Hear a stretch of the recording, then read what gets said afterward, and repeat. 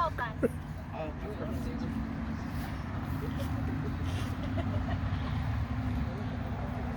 Oh, look, I see someone. Maybe we can talk to them. Excuse me?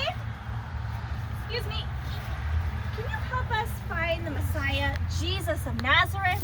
Well, he's not here, but my name is Peter. I'm one of the disciples. Is there something I can help you with? No, we've been on a long journey, and we're in search of the Messiah, and if we could just see him, maybe we can see what others see in him. I think I can help you with that. See, I was just a simple fisherman, and after seeing all the miracles and the amazing things that were happening around Jesus, one day he looked at me and he said, "Drop everything and follow me." And I had to do it. But there's other people in this town tonight that would gladly tell you what it is that they see in Jesus. Let me find somebody. Hey, Bartimaeus. Hey. Come here. Introduce you. Yeah, hi, I'm Bartimaeus, the son of Timaeus. You see, I was just a blind beggar sitting on the street side, but when I heard that Jesus of Nazareth was coming my way, I couldn't help but shout, "Son of David, have mercy on me!" Did he hear you? I don't think so. Everyone around was telling me to stop yelling and be quiet, but it just motivated me to shout even louder, "Son of David, have mercy on me!" Well, did he hear you that time? He did. He stopped and told his disciples, "Tell him to come here." So they came and got me and said, "Get up, he's calling for you." Were you excited? Excited? I threw off my cloak and I was brought to him. He told me, What did he say? Jesus came over and said, "What do you want me to do for you?" I told him, "Lord, please, just give me my sight back. That's all I ask." He said, "Go, my son, your faith has made you well." And immediately I regained my sight and I spent the rest of the day with him. Wow.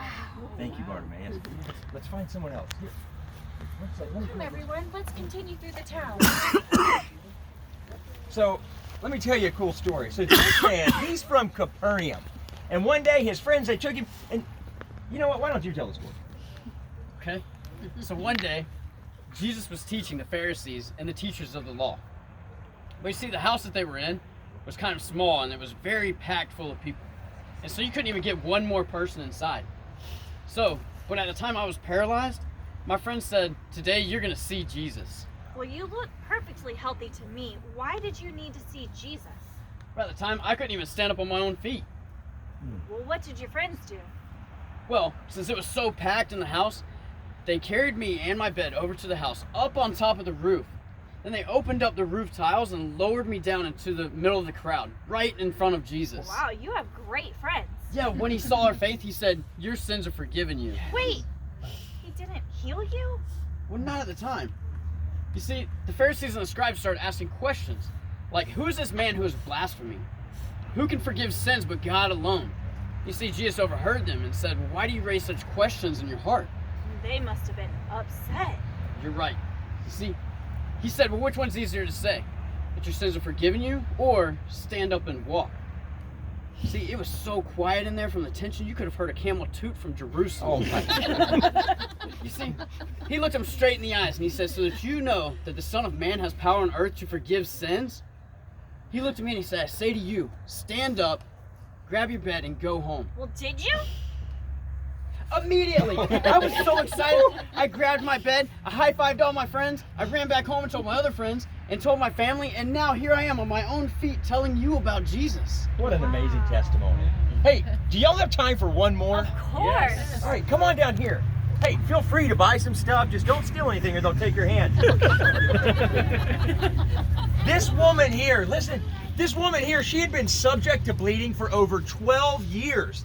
And under the care of many doctors, she had spent almost everything she had, yet she only grew worse. When I had heard Jesus was nearby, I knew I had to see him. Well, apparently everyone else did as well, because the crowd was so large.